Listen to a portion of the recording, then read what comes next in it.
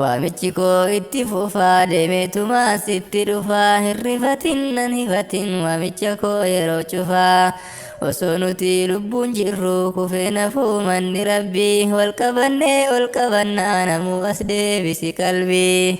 An dubbachuu hawwiin qabu obsa dhabee yaa jaranaa qaaman fagaattullee ni yaan hin fagaatin bakka kanaa waan qabdu keessa buufadhu horiif ijaaradhu manaa. An dubbachuu hawwiin qabu obsa dhabee yaa jaranaa qaaman fagaattullee ni yaan hin fagaatin bakka kanaa waan qabdu keessa buufadhu horiif ijaaradhu manaa.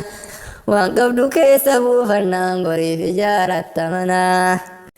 Argitanii dhageettanii namu waa'ee mana kanaa mana rabbii kan ijaaru fagoo eessa barbaanna.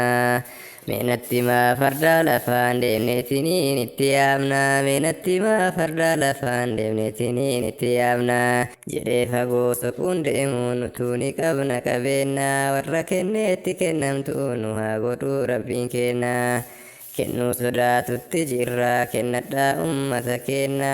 Warri rabbiin itti kenne homaan sodaatinaa kennaa isumatu isinii kenne isin godhee abbaa qabeenyaa. Warri rabbiin itti kenne homaan sodaatinaa kennaa isumatu isinii kenne isin godhee abbaa qabeenyaa.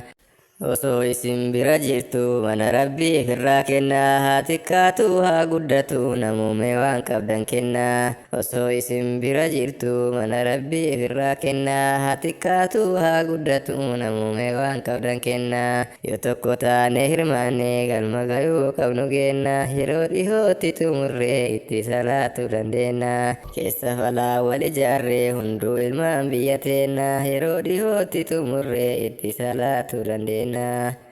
Inshallah abdii murruu galma gayuu qabnu geenna jabaadha abdii murina haizoo yaa ummata keenna.